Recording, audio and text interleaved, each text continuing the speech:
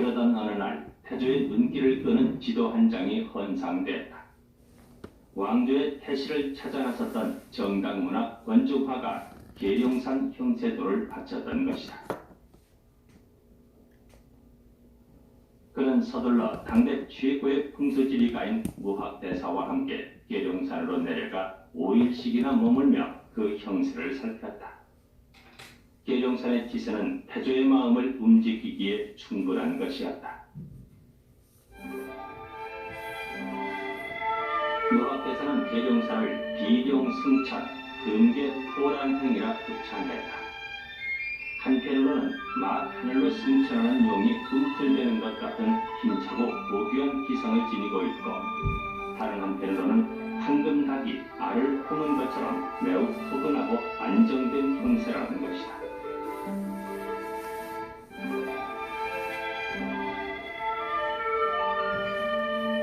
태조는 계룡산이야말로 왕이 틀을 잡고 나라를 다스릴 만한 대길지라고 여겼다.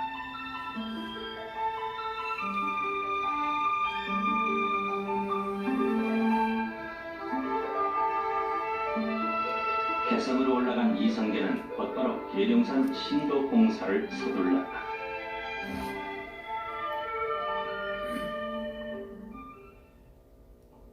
그러나 그해 12월 돌연 신도공사가 중단됐다. 시작한 지 채 1년도 안 된 공사가 중단된 것은 경기도 관찰사 하륜이 제시한 두 가지 이유 때문이었다. 첫째, 계룡산은 지나치게 남쪽에 치우쳐 있어 나라의 중심축이 되어야 할 도읍지로는 적합지 않다는 것이다. 또 다른 이유는 계룡산이 수파장생 쇠폐입지, 즉 물이 빠져나가는 방향이 매우 흉하여 나라가 오래지 못해 쇠망할 까닭인 것이다. 결국 이러한 주장이 받아들여져 계룡산 신도의 꿈은 무산되고 말았다. 그리고 북한산 자락의 한양 땅에 새로운 수도가 되었다.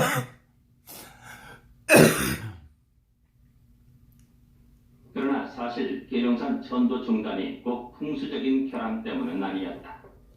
당시 개경에 기반을 두고 있던 권신들은 수백 리 길을 떠나 외진 계룡산 아래에 도읍하는 것을 못마땅하게 생각했다. 당연히 그들에게 계룡산은 좋지 않는 땅으로 비춰졌고, 그런 권신들의 주장 속에 계룡산은 한순간에 대길지에서 쇠폐입지로 내몰린 것이다. 그러나 계룡산이 이렇게 순우하지 못한 땅으로 받아들여진 것은 처음 있는 일이 아니다. 고려 태조 왕건은 훈요 10조에서 차령이남 봉주강 밖의 산세를 일컬어 배역지세라 했다. 차령이남이란 즉 계룡산 아래 땅을 뜻하는 것이 아닌가. 왜 계룡산의 지세를 배역의 형세라고 했던 것일까? 그것은 계룡산의 내맥 때문이었다. 대개 우리나라의 산맥은 백두산을 기점으로 남쪽을 향해 뻗어내린다. 그런데 백두산의 줄기가 덕유산에 이르면서 산세는 당찬 기세로 북으로 역류하고, 그 용의 맥이 다시 남으로 고개를 틀며 돌아선 것이 계룡산이다. 이 모양은 당시 고려의 수도였던 개경에서 볼 때 등을 돌리고 있는 용의 형세로 비춰졌고 한역의 땅으로 여겨질 만했다.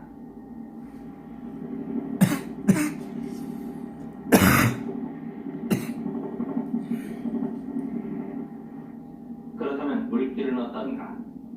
계룡산을 휘감아도는 금강, 덕유산에서 시작한 금강은 다른 강들과는 달리 특이하게도 북쪽으로 방향을 잡아 흐른다. 그리고 영동 신탄지를 거쳐 옹주에 이르러서는 급하게 다시 남쪽으로 머리를 틀어 서해로 흘러나간다. 이렇게 둥글게 휜 물길의 모양은 마치 개경을 향해 팔시위를 당기는 것처럼 비춰졌고, 이를 일컬어 흔히 반궁수라 했다. 결국 계룡산은 산과 물이 모두 도읍을 등지고 있는 배역의 땅이었던 것이다. 계룡산은 진정 배역의 땅인가? 그러나 힘없는 없는 백성들에게 있어 계룡산은 언제나 상스러운 산으로 여겨져 왔다. 바로 여기에 계룡산의 비밀이 있다. 개경이 아닌 계룡산을 중심으로 보면 대길지가 된다는 것이다.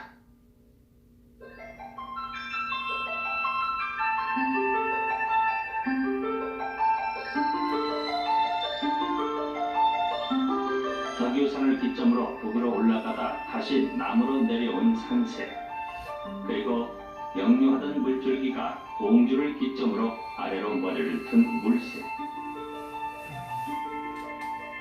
이렇게 산과 물이 서로 아우르듯 맞물린 모습, 그것은 바로 태극의 모양이 아닌가.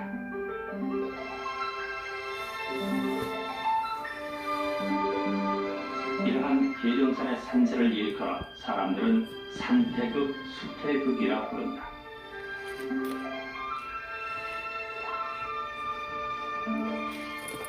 그 모양이 마치 소위 물이 돌아가는 거하고 산이 물렁명이 바람개비처럼 도는 형상이다. 즉 산태극, 수태극을 했다라는 것이죠. 또 하나는 이제 해룡구조라고 하는데 이것은 자기의 그 근본을 돌아보는 형국, 즉 자기의 뿌리를 돌아보는 형국이기 때문에 길지다. 그러나 우선 이제 풍수지로 왔을 때 그 산태극, 수태극이라는 것은 아무래도 음양의 조화라든지 이런 것을 그 길지로 여기고 있습니다.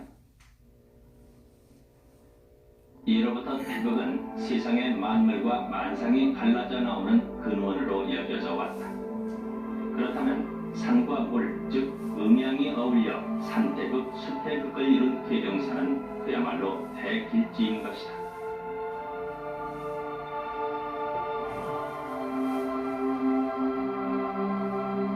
상남한상을 생성시키는 태극의 길지 계룡산. 계룡산은 돈산에서 멀리 김제까지 이어지는 드넓은 평야를 기원해 보인다.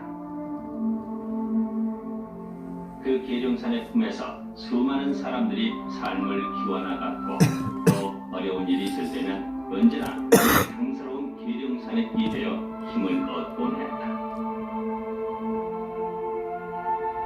그들에게 있어 계룡산은 포근한 어머니와 같은 산이었다.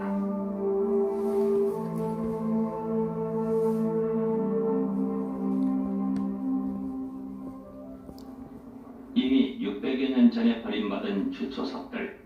비록 태조는 이곳을 버렸지만 사람들은 여전히 계룡산을 마음속에 간직하고 있다.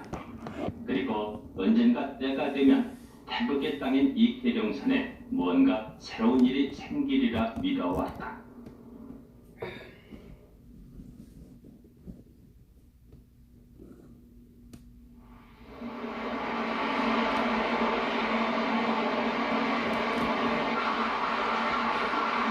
산과 물, 음양이 조화를 이루고 있는 명산 계룡산. 계룡산에서는 어느 모퉁이를 가나 어렵지 않게 계곡을 만날 수 있다. 그 중에서 옛부터 가장 아름답고 또 신령스럽게 여겨진 곳은 암용추와 수용추다. 천왕봉 아래 2km 정도의 거리를 사이에 두고 두 개의 물웅덩이가 서로 마주보고 있는데 사람들은 이를 암용추, 수용추라고 부른다. 전설에 의하면 암용과 순용이 계룡산 밑으로 물을 뚫어 산천을 돌아다니다 승천한 자리가 바로 이곳이라는 것이다. 예로부터 빌기만 하면 무조건 한 가지 소원은 이루어진다는 말이 나돌 정도로 용추는 아주 영험한 곳으로 알려져 왔다. 그래서 이곳은 사시사철 전국 각지에서 몰려든 수많은 기도객들로 붐볐다. 왜 그토록 많은 사람들이 이 용추를 찾았던 것일까? 그 까닭은 용추의 생김새에 있다. 위에서 내려다보면 순용추의 모습은 민망할 정도로 남성의 성기 모양과 꼭 닮아 있다. 또한 암용추는 흡사 성숙한 여인네가 잠깐 앉았다 일어난 자리같이 묘한 굴곡을 만들어내고 있다. 마치 일부러 그렇게 깎아놓은 것처럼 음양을 조화시켜 놓은 이런 모습이 사람들의 경외심을 불러일으킨 것이다. 어느 날 영주에 큰 사건이 벌어졌다. 도로 공사장에서 떨어진 거대한 돌덩어리들이 순식간에 수용초를 가득 메워버린 것이다. 성질을 잃어버린 사람들은 밤새 하늘에 기도를 올렸고 기도의 효험 탓이었는지 엄청난 비가 내려 그 많던 돌들이 감쪽같이 사라져버렸다. 알았지. 승용초가 시끄러운지 문 열고 내가 보니 깜깜한 거 아무것도 보이지도 않고 무진장 시끄러웠대요. 그래서 그날 아침 날새인데 나가보니까 그 바우가 하나도 없더라는 거예요. 어디로 다 가져가는지. 그 돌이 그 물살에 의해서 자연스럽게 그게 없어졌죠. 누가 사람 인위적으로 치우든 안 했으니까 그렇게 해가지고서 굉장하게 신랑스럽게 생각하는 것이죠. 이 사건 이후로 사람들은 용초를 더욱 신령스럽게 여기게 됐고 그 속에 정말 용이 만들어 놓은 굴이 있을 것이라는 믿음 또한 더 강해졌다. 과연 무엇이 이 용초를 만들었고 그 큰 돌들을 밀어냈을까? 용초의 비밀을 알아내기 위해 취재진이 도착하자 갑자기 붉은 빗방울이 쏟아지기 시작했다. 혹시 용이 노한 것은 아닐까? 걱정스런 마음에 모사를 지냈다.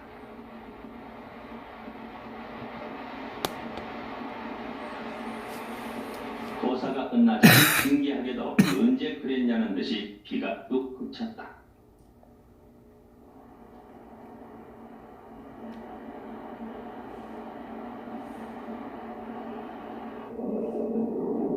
물에 들어가자마자 놀라운 광경이 눈에 띄었다. 마치 화난 노인이 큰 입을 벌리고 노려보는 것 같은 거대한 벽면이 앞을 가로막았던 것이다. 숨을 가다듬고 다시 탐사를 시작했다.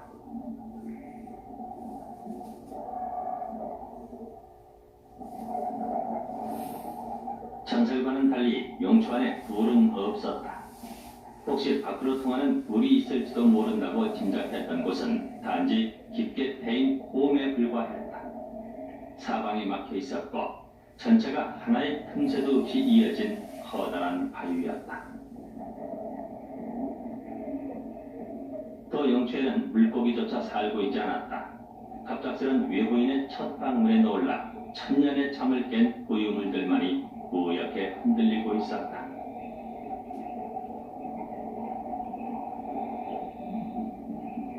용초의 깊이는 3.4m. 그러나 그 속에는 거대한 바위를 밀어낼 만한 어떤 특이한 구조도 눈에 띄지 않았다. 용초는 그냥 길고 좁은 원통 모양의 물웅덩이에 불과했다. 무엇이 이런 모습을 만들어냈을까? 결론적으로 말씀드리면 저희는 그런 그 지형은 포토라고 합니다.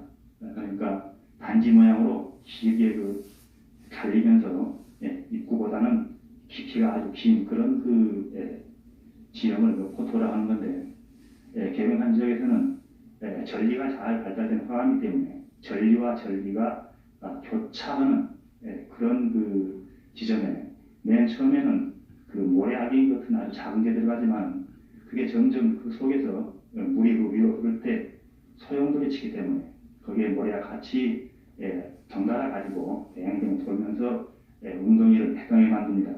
이 작용이 반복되면 나중에 점점 큰 자갈이 들어가게 되고 나중에 아주 큰 자갈이 들어갈 때는 아주 커다란 그런 집중호우 시에 이게 더더욱 잘 불나기 때문에 아주 큰 깊고 좁은 그런 원통형의 지형이 만들어집니다.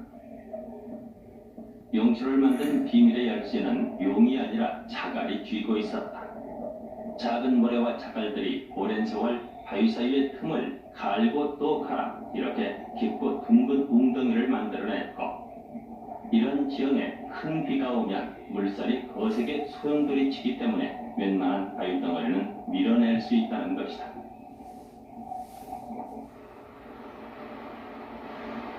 하지만 어디서나 볼 수 있는 평범한 자연 현상이 어떻게 이런 기묘한 모양을 만들어냈는가 하는 것은 여전히 신비스러운 일이다.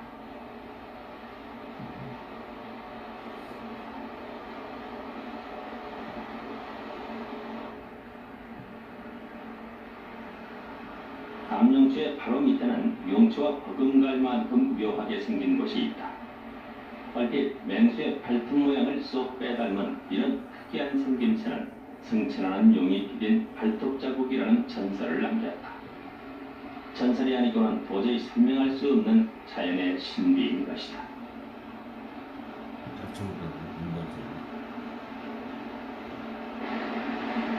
금양이 조화를 이룬 암용초, 수용초, 이것이야말로 계룡산을 더욱 명산이게 만들었다.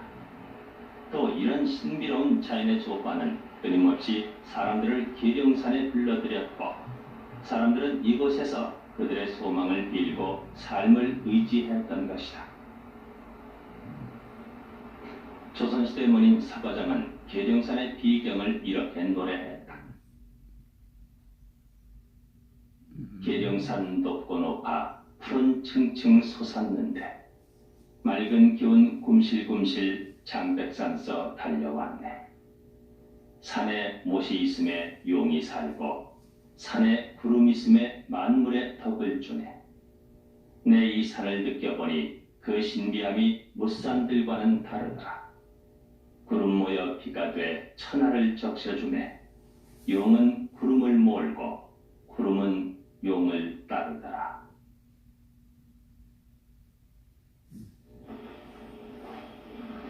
계룡산은 예로부터 수많은 사찰이 자리잡은 불교의 성지였다. 그 중에서도 가장 잘 알려져 있는 곳이 동학사다. 동학사는 시원스런 계곡이 있어 더욱 유명한 곳이다. 특히 이 계곡은 도심지와 매우 가까운 데다 늘 맑은 물이 고연하기 때문에 여름 한철 더위를 피하기에는 더할 나위 없이 좋은 곳으로 인기를 끌고 있다. 그러나 이곳을 찾는 많은 사람들이 모르고 그냥 지나치는 것이 있다. 사찰 앞에 일주문 대신 홍살문이 서 있는 것이다. 여기에는 또 어떤 사연이 담겨 있는 것일까?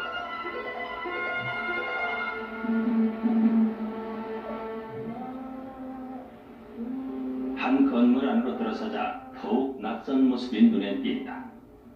대웅전과 겨우 탐 하나를 사이에 둔 곳에서 관복을 입은 유생들이 제사를 지내고 있는 것이다. 독주를 건강한데 주강보지 악자 인천관내 단종대왕신유전계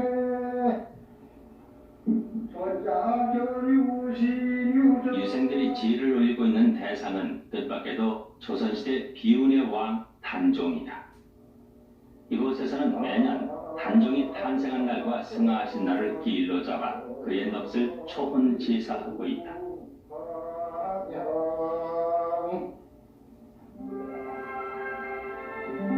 조선의 6번째 왕인 단종. 12살의 어린 나이로 왕위에 올라 삼촌인 수양대군, 즉 세조에게 왕좌를 뺏긴 채 서인으로까지 강봉됐던 그는 끝내 17살을 일기로 강원도 영원 땅에 묻힌다. 그리고 후에 이곳에서 초혼 제사 드는데 숙모전에서 제를 올리는 것도 그 때문이다. 숙모전에는 박백년, 성삼문 등의 사육신은 물론이고 세조의 친동생인 금성대군, 그리고 그 밖에 단종의 포기를 꾀하다 화를 입은 수많은 충신들의 위패가 함께 모셔져 있다. 이렇게 많은 위패들이 이곳에 모셔지게 된 것은 김시습이 사육신을 초혼 제사하면서부터였다.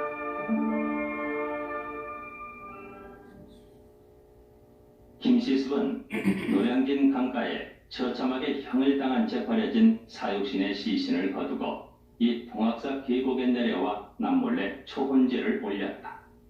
그리고 단종이 승하하자 그의 위패도 이곳에 함께 모신다.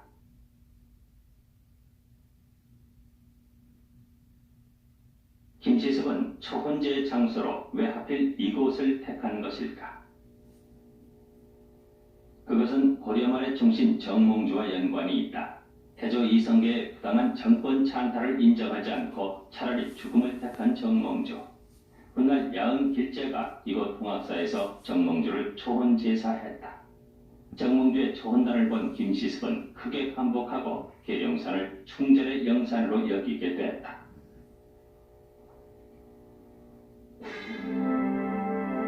살이 타고 온몸이 찢기는 끔찍한 고문과 비유 속에서도 결코 굴하지 않고 절개를 지켰던 사육신.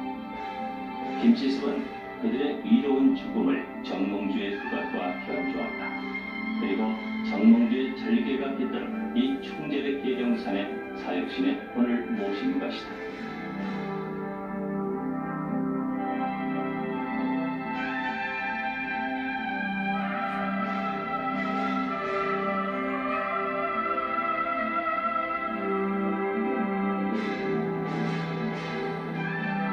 우연히 이곳을 지나다 이 초혼단을 보게 된 세조는 크게 느낀 바 있어 자신의 왕위 찬탈로 원통하게 죽어간 280여 명의 이름을 비단에 써서 초혼 제사 지냈다.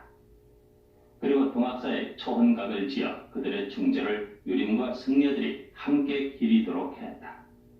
뒤늦게나마 그들의 원혼을 달래고 화해를 하려 했던 것이다. 그리고 광무 8년 국가로부터 사액을 받게 된 초혼각은 이름을 숙모전으로 거치고 지금에 이르게 된 것이다.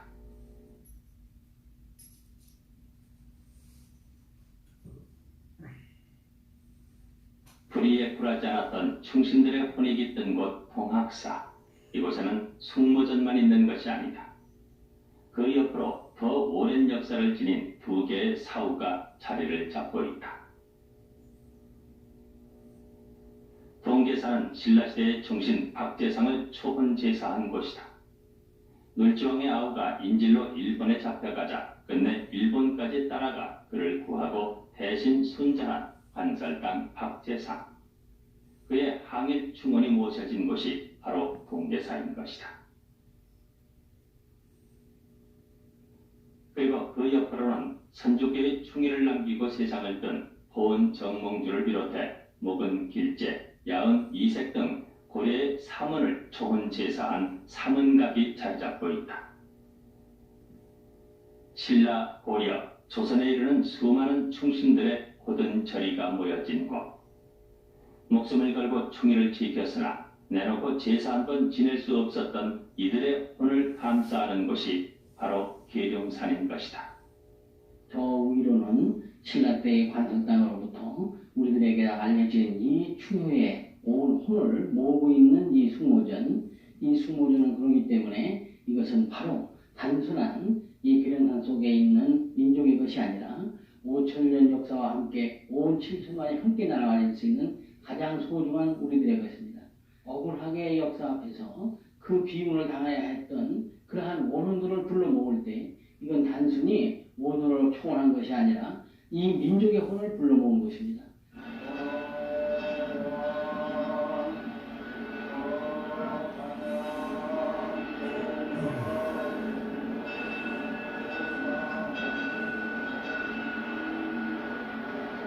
우리 민족의 꿋꿋한 충의를 담고 있는 동학사 계곡의 홍살문.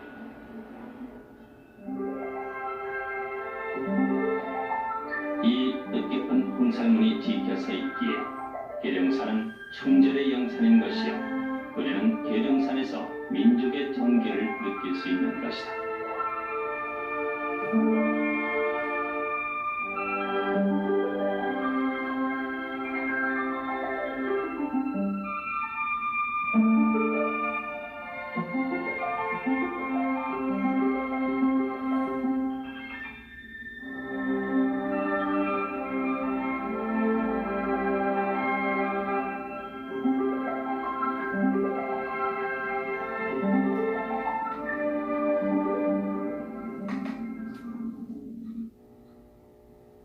장엄하게 솟아오른 산의 위엄과 신비. 감히 범접하기 힘든 이런 위엄은 산을 하나의 신앙적 대상으로 만들기에 충분했다. 특히 대길지로 알려졌던 계룡산은 그 어떤 산보다도 가장 많은 모심을 받는 산이었다.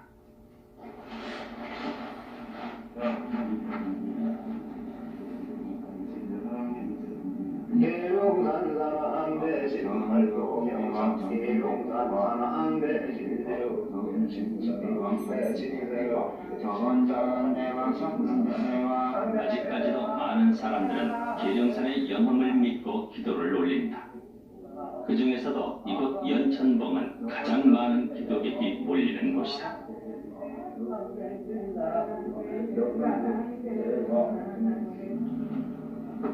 연천봉 정상의 강선대, 이 바위의 한켠에 이상한 문구가 새겨져 있다. 강백마가, 부혹화생, 전혀 이치에 맞지 않은 마치 암호 같은 글자들의 나열이다. 그러나 그 뜻을 해독해보면 뜻밖의 의미심장한 내용이 담겨져 있다.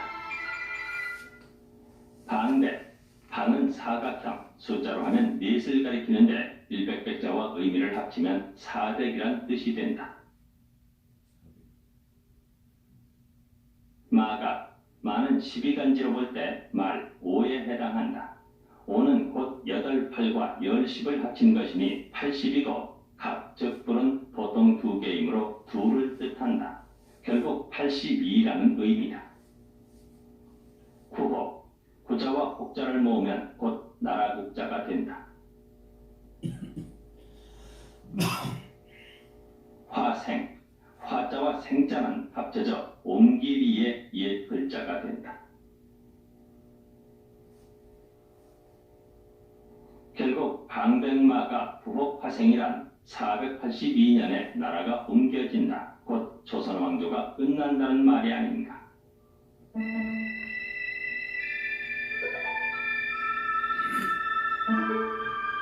왜 하필 계룡산에 이런 엄청난 반역의 예언을 새겨놓은 것일까?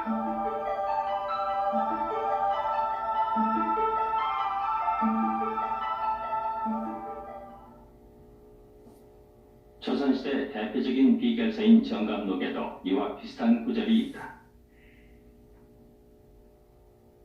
이 시의 한양 땅은 400년이면 그 수가 다하고 길어야 조금 더 갈 것이요.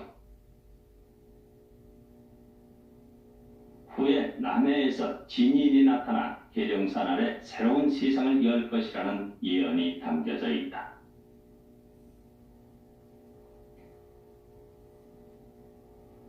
정감록은 이시조선의 조상인 이심과 뒤를 이어 나라를 다스릴 정시의 조상인 정감이 팔도 산맥을 답사하면서 지리 쇠운을 토론한 내용을 담고 있다. 이들이 주로 예언한 것은 우리나라 역대 왕조의 운수다. 산천의 기운을 따져볼 때 백두산에서 시작된 내맥은 평양, 개성, 한양을 지나 계룡산에 이르는데 그곳이 정시가 800년 동안 부활 땅이라는 것이다.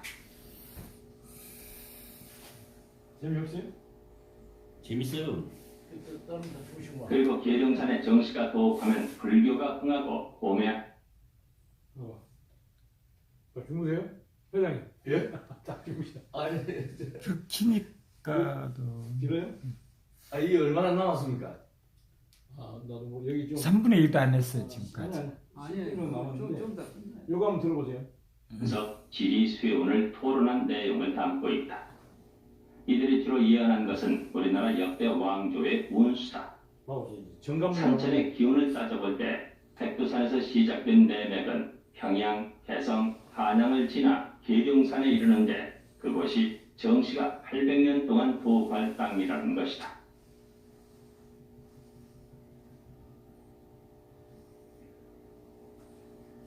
그리고 계룡산에 정시가 도읍하면 불교가 흥하고 봄에 아닌 봄을 가진 현자들이 무수히 배출돼 그야말로 낙토가 펼쳐지리라 했다. 지인이 나타난다 그러던데.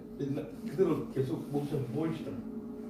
어찌 보면 황당한 방금 전에 예. 계룡산에 지인이 나타나서 새로운 시대가 이루어진다. 예. 진리의 사람이 나타난다 그 말이죠. 예. 그 대목이 나 들어오는데 들리는데 못 들으시는 거니까 다시 돌려보니까 안 나왔어. 지인이 유교에서 얘기하는 진인이 조선시대 대표적인 비결서인 정감록에도 이와 비슷한 구절이 있다. 이 시의 한양 땅은 400년이면 그 수가 다하고 길어야 조금 더 갈 것이요. 500년. 후에 남해에서 진인이 나타나 계룡산 아래 새로운 세상을 열 것이라는 예언이 담겨져 있다. 정감록에도 지인이 나타나고 진리의 사람이 나타나가지고 계룡산을 중심으로 새로운 도읍이 이루어진다. 그게 기독교적인 메시아죠. 이제 여기 생일에서 마지막 말세종이 나온다 그 말이야. 정감록은 이시조선의 조상인 이심과 뒤를 이어 나라를 다스릴 정시의 조상인 정감이 팔도 산맥을 답사하면서 지리 수요문을 토론한 내용을 보면 이런 그 많은 역사의 진보랄까 그 개혁에 대한 사상이 아니었다. 들판은 온통 같다.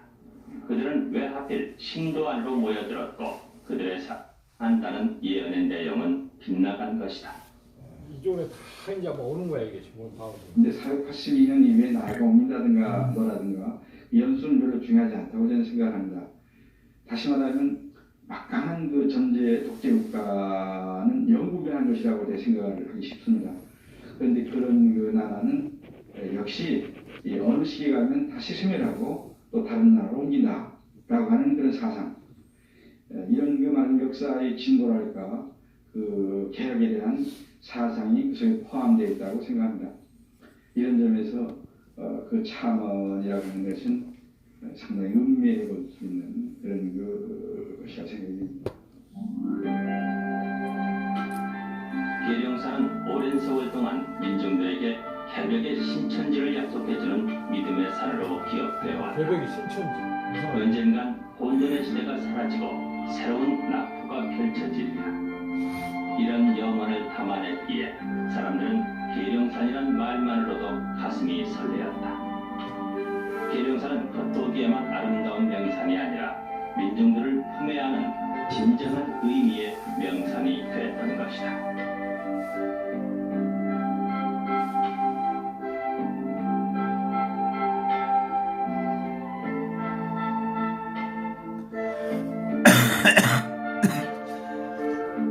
야, 이 음악 좋네.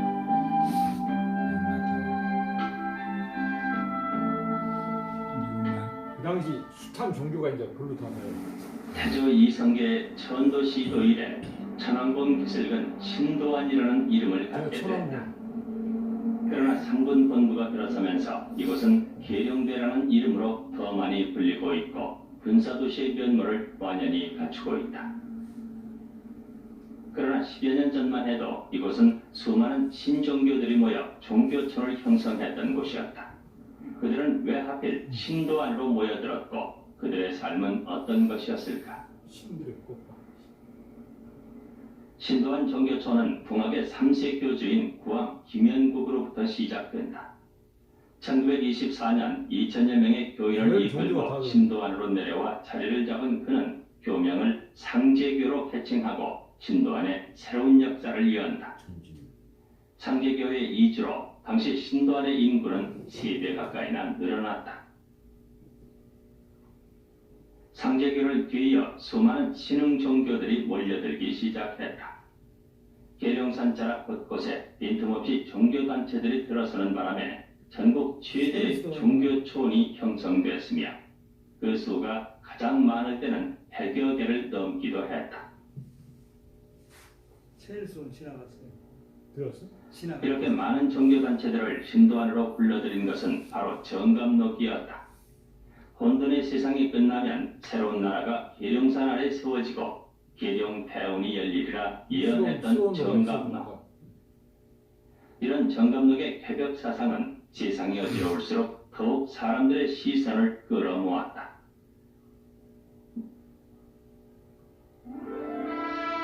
성도리째 나라를 잃었던 일제치하에서 민중들은 희망을 잃고 깊은 나락으로 빠져들었다.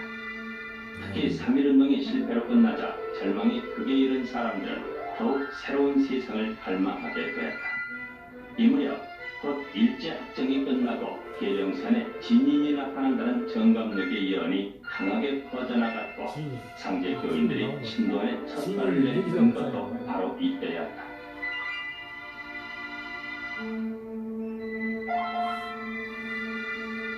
일제치하가 끝난 뒤에도 여전히 혼란은 계속됐고 급기야는 동족 상잔의 비극에 이르게 된다. 이러한 사회적 혼란은 말세로 여겨졌고 이를 피하기 위해서는 정감록에서 말한 십승지지의 피난처인 계룡산으로 가야 한다는 생각이 커져만 갔다. 십승지지라면 십자가로 이긴다 그런 땅이라고 십승지지.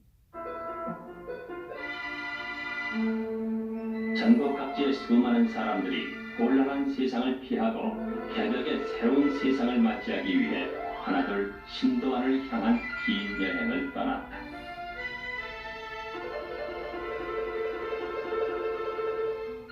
신도안이라는 말 뜻이 뭐죠? 계룡산의 새로운 천국 건설의 근본이 계룡산 신도안이다. 그래서 신도안으로 가서 계룡을 열고 또 후천지 9만년에 문을 열 낙원지가 있다. 그 낙원지에 가서 그 문을 열어내서 들어가셨습니다. 새롭게 열리는 지상낙원을 꿈꾸며 신도안을 찾은 사람들. 하지만 그들 앞에 놓인 것은 낙토가 아니었다. 들판은 온통 돌로 가득 차 있었고 기름지지 않은 땅에는 물도 오래 고여있지 않았다. 가산을 모두 정리한 채 고향을 떠난 이들에게 돌아오는 것은 가난뿐이었다. 가난의 연속, 그리고 전국 각 지역에서 온 사람들과 각양각색의 종교인들이 뒤섞인 생활이었지만 신도안은 1년 내내 싸움 한 번 일어나지 않을 만큼 질서 있고 평화로운 마을이었다. 여기 온 분들이 무엇보다도 정성을 모으고 선을 닦으러 온 분이기 때문에 구진일항을 하려는 사람이 한도 없었습니다. 그리고 그 집집마다 먹는 거 저녁을 정화수 떠다가 그 장구방이나 이런 데 놓고 치성을 드리고 온 분들이 구진일은 안 했거든요. 그렇기 때문에 여기에 과거 어떤 도적이나 어떤 그 강간이나 이 어떤 불미실현 일은 제가 아는 근래에는 별로 없었습니다. 어려운 생활 속에서도 이들을 지탱해 준 것은 종교였다. 100여 개가 넘는 다양한 종교. 그러나 이들 종교의 교리에는 하나의 커다란 공통점이 있었다. 언젠가 반드시 계룡산 아래에 계룡대운이 열릴 것이고 그리하여 천지가 개벽하는 날에는 부귀 영화를 누리며 더없이 행복한 삶을 누릴 수 있으리라는 믿음. 교리가 나타나는 방법은 모두 달랐지만 대부분의 종교가 정감록에 뿌리를 두고 있었다. 미륵사상을 정감록이었는가 하면 어떤 이들은 정감록을 기독교의 종말론으로 해석했다. 또 많은 교단의 교주들이 스스로 자칭 정도령이라 불렀다. 신도안 종교촌의 또 다른 특징은 이곳에 있던 종교들이 하나같이 모두 신종교였다는 점이다.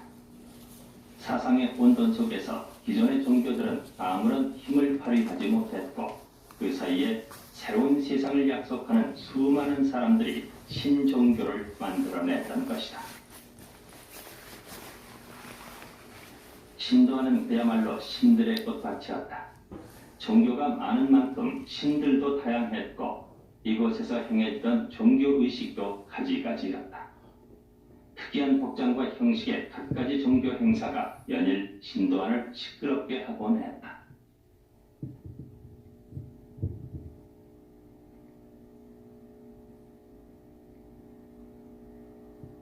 그러나 신종교라고 해서 아무것도 없는 상태에서 처음으로 만들어낸 것은 아니다. 대부분의 종교들은 기존 종교의 여러 교리를 뒤섞어 만든 것이었다. 이래장 목사님 되게 나와요. 아 그래요?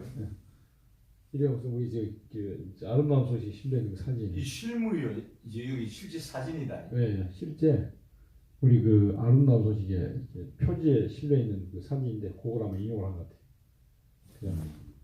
시간이 지나면서 정감록에 기초한 이곳의 신종교들은 한계를 드러내기 시작했다. 대부분의 종교들이 교주를 신격화시키면서 수많은 예언을 하지만 그 말들이 하나둘씩 빗나가기 시작하자 교세는 줄어들 수밖에 없었다. 깊이 없는 얄팍한 교리가 오래가지 않아 바닥을 드러냈던 것이다. 이런 속에서 신도한 종교 초원은 점점 쇠락의 길을 걷게 된다. 아, 양국천 목사다. 결국 새로운 미래를 열기 위해 네. 이곳에 들어왔던 사람들은 자기가 오히려 백마탄 변해가는 바깥 세상과 발을 맞추지 못한 채 마을의 생활 속으로 뒤쳐져 가고 있습니다. 양조촌이구나. 급기야 신도한 지금 종교촌도 타국을 향하게 된다. 지난 1983년 신도한 종교촌에 엄청난 변화가 왔다. 이곳에 3군 본부를 세운다는 일명 620 사업이 수립되면서 종교촌 자체가 완전히 사라져버린 것이다. 새로운 낙토가 열리려던 신도안에 이젠 국방의 최고 기관인 3군 본부 계룡대가 들어섰다. 그리고 한쪽에서는 완벽한 현대적 계획 도시인 계룡 신도시가 한창 들어설 채비를 하고 있다. 이제 계룡사는 또 다른 미래를 맞이하고 있는 것이다. 역사의 흐름 속에서 숱한 굴곡을 겪어온 계룡사. 때론 일국의 도읍지로 거론됐고 때론 해역의 땅으로 내몰리기도 했다. 그러나 그 오랜 세월 동안 수많은 사람들은 계룡산에 기대 살며 삶의 희망을 찾았다. 그들에게 계룡은 어떤 의미였는가? 계룡산의 4대 사찰 중에 하나인 갑사. 이곳에서 계룡산의 진정한 비밀을 찾을 수 있었다. 계화위령 갑천하. 닭이 용이 되는 때가 가장 좋은 세상이다. 흔하고 보잘것없는 짐승이지만 끊임없이 부지런하게 새벽을 알리면 거기 용이 있을 만한 지극히 상스럽고 귀한 세상이 다가오리다. 이것이야말로 힘없는 민중들이 그토록 오랜 세월 소망해온 것이다. 닭이 새벽을 열듯 사람들에게 언제나 새 세상을 여는 새벽의 산으로 기억되어 온 계룡산. 이제 계룡산의 신비와 비밀들은 지나간 역사 속으로 잊혀졌지만 계룡의 꿈은 결코 사라지지 않았다. 누구든 더 밝고 아름다운 세상이 열리기를 바라는 사람이라면 계룡의 꿈을 느낄 수 있을 것이고 계룡은 변혁을 꿈꾸는 사람들의 마음속에 영원히 남아있을 것이다.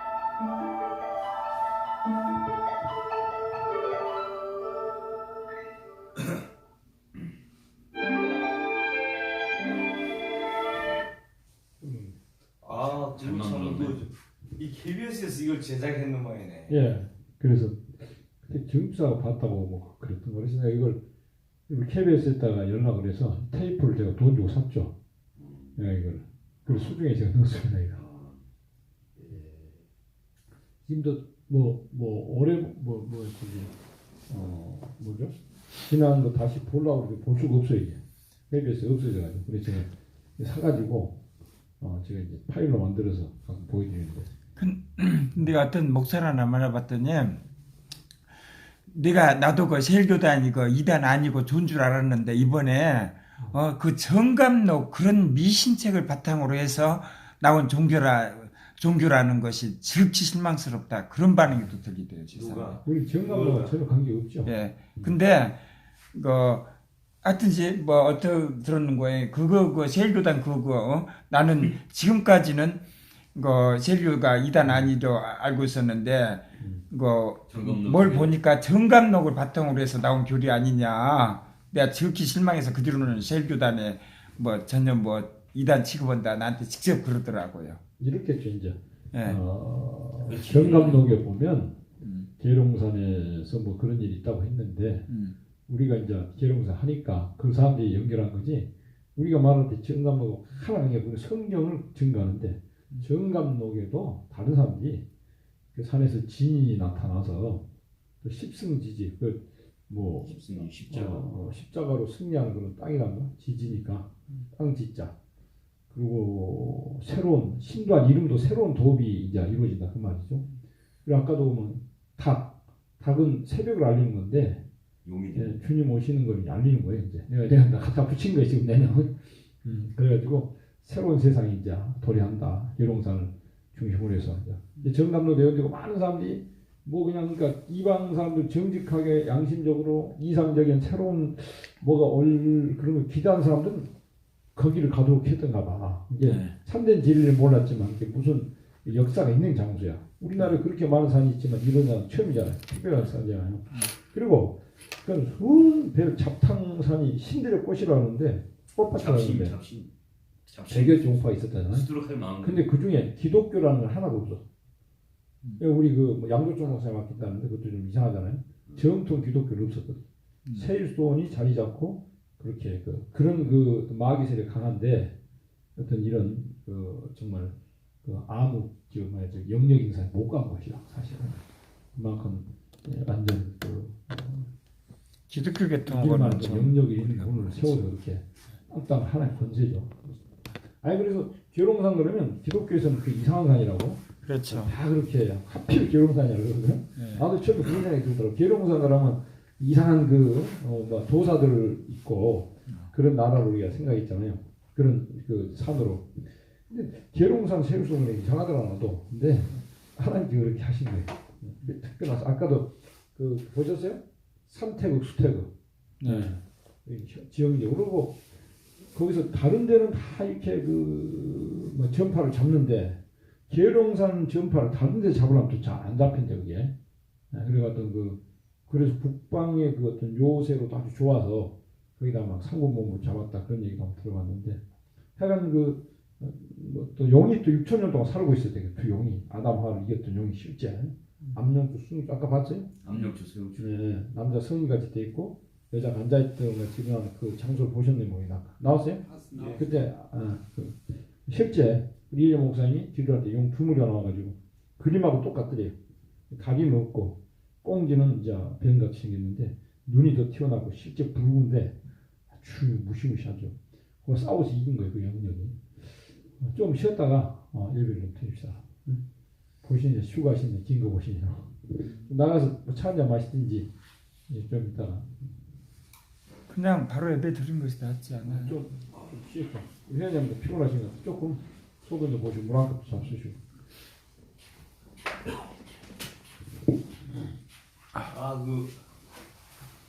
밤시간에 깜빡깜빡하면서도 이거 계룡산 영화를 잘 봤네.